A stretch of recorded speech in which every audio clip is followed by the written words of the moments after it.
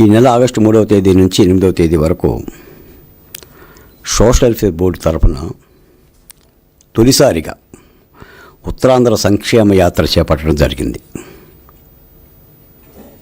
ఈ యాత్ర అనకాపల్లి, విశాఖపట్నం, విజయనగరం, శ్రీకాకుళం, పార్వతీపురం, పాడేరు ప్రాంతాలలో నేను పర్యటన చేశాను.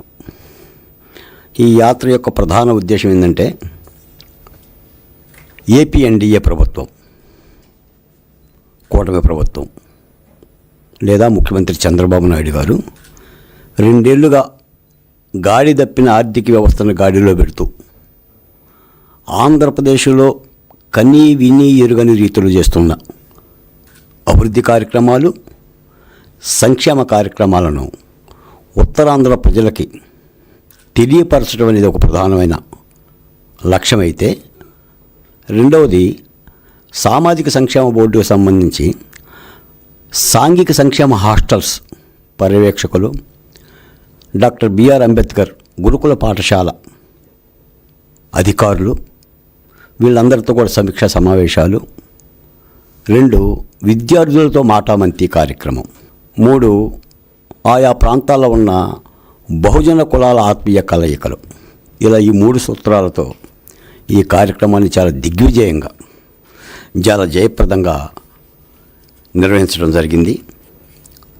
ఎందుకంటే ఏ ప్రజాప్రతినిధి అయినా లేదా ప్రజలను నమ్ముకున్న ఏ వ్యక్తి అయినా ఈ ప్రభుత్వ ధర్మాన్ని, కూటమి యొక్క విజయాన్ని, మరోమారు కూటమికి రాష్ట్ర ప్రజల ఆశీర్వచనాలు కావాలంటే ప్రతి వ్యక్తి ప్రజల్లోకి వెళ్ళాలని, తద్వారా అక్కడ జరుగుతున్న స్థితిగతులను పూర్తిగా పరిశీలించి దానికి సంబంధించిన సూచనలు, సలహాలు అటు విద్యార్థులకు కానీ ఇటు అధికారులకు కానీ ఇవ్వాలన్న ఉద్దేశం చేత చక్కగా ఈ కార్యక్రమాన్ని జయప్రదంగా నిర్వహించాం.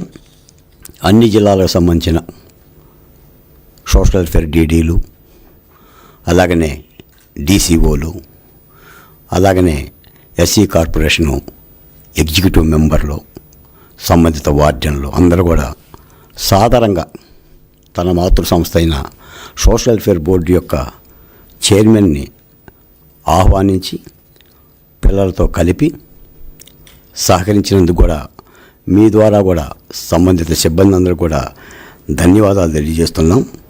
ఎందుకంటే రాష్ట్ర ముఖ్యమంత్రి చంద్రబాబు నాయుడు గారు రాష్ట్ర అభివృద్ధి మీదే కాదు, సంక్షేమ అభివృద్ధి మీదే కాదు, సంక్షేమ హాస్టళ్ల స్థితిగతుల మీద కూడా ముఖ్యమంత్రి గారు దృష్టి పెట్టారు.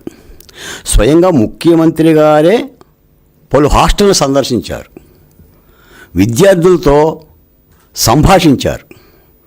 విశాఖపట్నం తాళ్ళపాలెం గురుకుల పాఠశాలలో ముస్తాబు కార్యక్రమానికి శ్రీకారం చుట్టింది చంద్రబాబు నాయుడు గారే.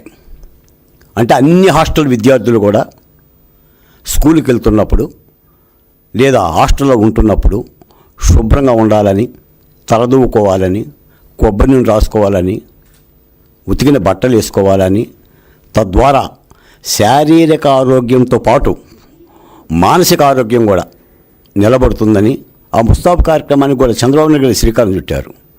నేను తాళ్ళపాలెం వెళ్ళినప్పుడు నేను చాలా గర్వపడ్డా.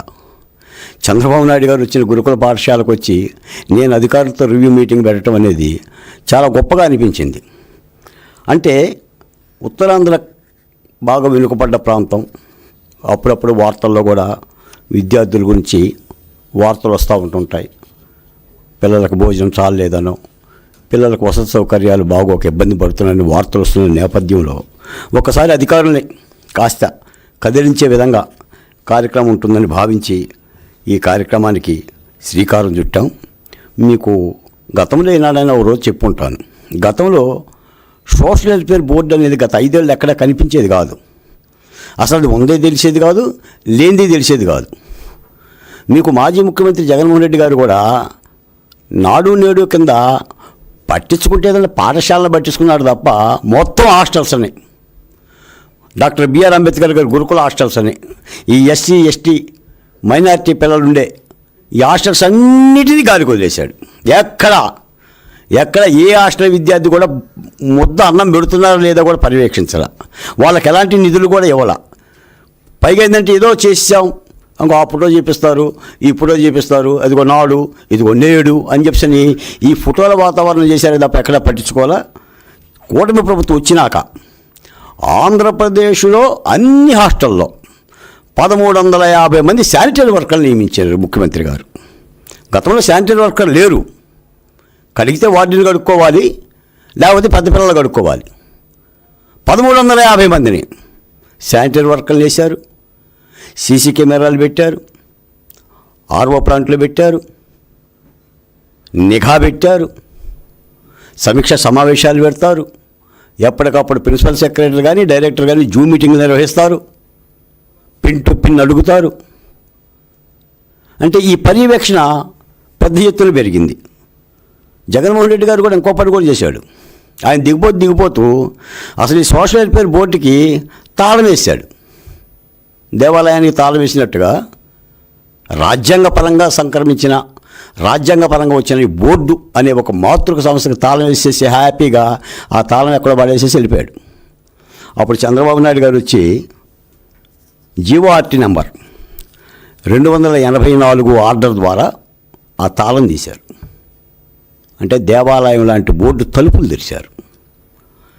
జీవో నెంబర్ 30 ద్వారా దానికి ఒక సిబ్బంది, ఒక విధి విధానాలు, ఒక ప్రణాళిక అప్పచెప్పేసి ఆ బోర్డుకి చైర్మన్గా నన్ను నియమించారు.